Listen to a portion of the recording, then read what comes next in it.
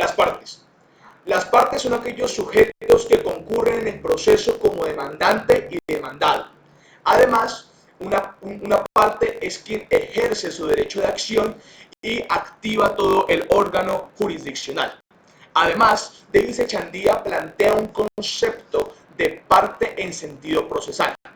Antes de dar la definición de parte en sentido procesal, Davis Echandía plantea una aclaración en cuanto a la distinción entre relación extraprocesal y procesal, puesto que parte en sentido procesal son aquellos sujetos que intervienen en la relación procesal. Adicionalmente, Davis Echandía plantea una distinción entre parte en sentido material y parte en sentido procesal. Perdón, parte en sentido material y parte en sentido formal. Parte en sentido material son aquellos sujetos que intervienen en el litigio y parte en sentido formal son aquellos sujetos que intervienen en el proceso. Ya por último, Davis Echandía nos trae dos conceptos de actor y opositor. Actor es aquel sujeto que plantea la demanda, que formula la demanda, y opositor es aquel sujeto que va en contra del demandante y de sus pretensiones.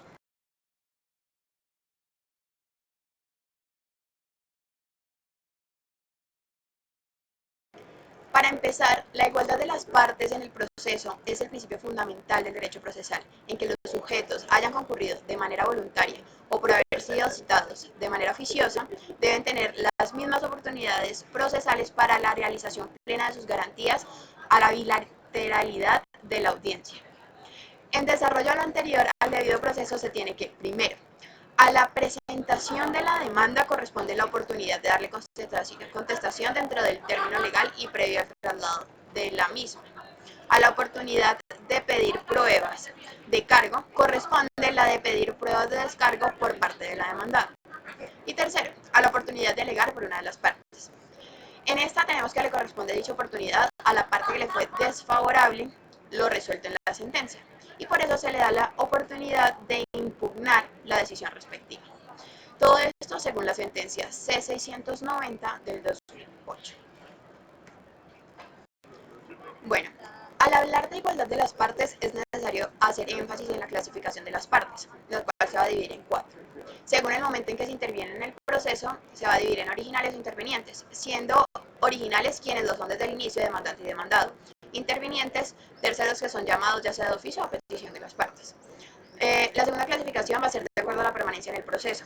En esta vamos a tener permanentes, transitorias. Permanentes actúan todo el tiempo del proceso, no importa que intervengan después de iniciar el proceso. Y transitorias intervienen por un incidente en particular. Luego tenemos por el número de personas que integran una misma parte. Simples, plurales. En simples encontraremos un demandado, un demandante. Y en plurales, pues una pluralidad en los anteriores. Y en atención a la forma como se vinculan al proceso será la última clasificación. En esta será voluntaria y forzada. Voluntaria interviene por decisión propia, entonces acá tenemos al demandante o a los terceros voluntarios. Y a los forzados estarán los que intervienen porque son llamados ya sea de oficio o a petición de parte. Acá estarán los demandados y los terceros no voluntarios.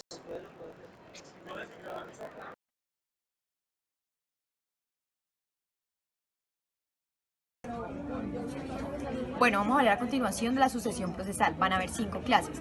La primera es la sucesión de una parte de los herederos en caso de muerte. La segunda, la sucesión de una parte que muere por el legatario del derecho del bien litigioso o bien material del proceso.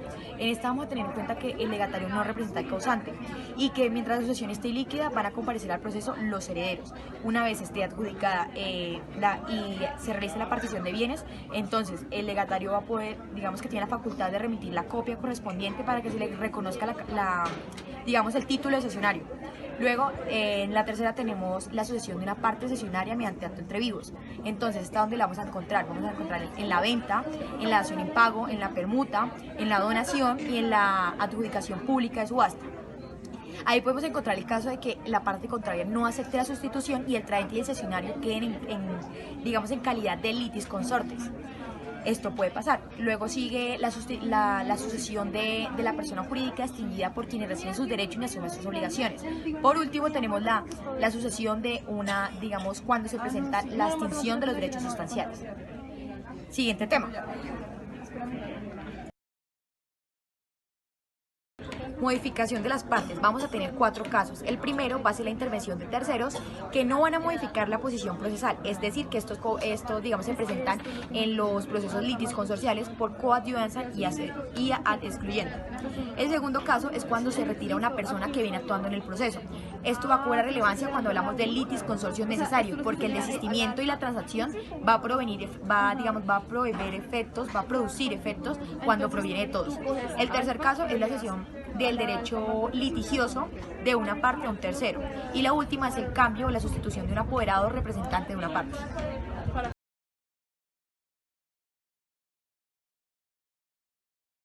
Bueno, la noción de litisconsorcio. Decimos que existe litisconsorcio cuando una o ambas partes están compuestas por varios sujetos, es decir, cuando la parte actora o la parte demandada o ambas están constituidas por 2 o más personas.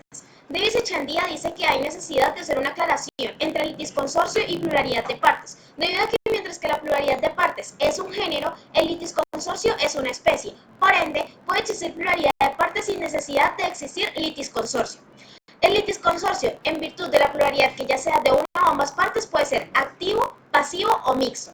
Se dice que el litisconsorcio es activo cuando en la parte demandante hay 2 actores o más. Se dice que es pasivo cuando en la parte demandada hay 2 o más actores. Y se dice que el litisconsorcio es mixto cuando tanto en la parte demandada como en la parte demandante hay 2 o más actores. Según la obligatoriedad de constituirlo, el litisconsorcio se constituye en necesario, que está consagrado en el artículo 61 del Código General del Proceso, y se define como la relación jurídica cuando la relación jurídica material es indisoluble y está constituida por varias personas, es decir, no se puede llevar a cabo un proceso justo si no están presentes todas las personas. La Corte Suprema de Justicia en Sala Civil define el litisconsorcio necesario cuando en un debate procesal, por su naturaleza o por su disposición legal, no es posible resolver de mérito sin la presencia de todos los presentes. Ahora, el litisconsorcio cuasi necesario, que está consagrado en el artículo 62 del Código General del Proceso, es aquella relación jurídica material que está constituida por varias personas, pero basta con que solamente esté uno y no es necesario que estén todos. Asimismo, la Corte Suprema de Justicia se refiere al litisconsorcio cuasi necesario como aquel que se presenta cuando los efectos de la sentencia se extienden a determinados sujetos de derecho, no obstante que no hayan sido citados al proceso. Ahora bien, el litisconsorcio facultativo, que está consagrado en el artículo 60 del Código General del Proceso, dice que además de la relación jurídica material existen otras relaciones, lo cual permite que otras personas puedan actuar. Un ejemplo del litisconsorcio facultativo es el acreedor que puede demandar a su acreedor junto con el fiador o solamente demandar al deudor. Hola, ¿qué tal a todos? Ahora va a ser mi turno de explicarles a ustedes cuáles son los efectos del litisconsorcio en los procesos. Entonces vamos a ir abarcándolos uno a uno. Primero, cuando hablamos de los efectos del litisconsorcio, nos vamos a referir a cuáles son los efectos procesales en la sentencia. Y aquí tendremos que el efecto principal, el primer efecto que se realiza en un litisconsorcio es que van a constituir una sola causa, una misma causa, la cual va a entrar a ser resuelta la cual se va a llevar a cabo mediante un mismo procedimiento y va a ser resuelta mediante una misma sentencia. Pero ojo, y aquí debo hacerles una aclaración muy grande, y es que esto no quiere decir que los efectos que provienen de la sentencia vayan a ser iguales para todos debido a las distintas pretensiones que se encuentran. ¿A qué quiero decir con esto? Esa suerte que corren las pretensiones va a ser que puede ser favorable la sentencia para algunos de los demandados o para algunos de los demandantes, siendo favorable claramente para los otros. ¿Sí? Entonces, ¿qué pasa acá?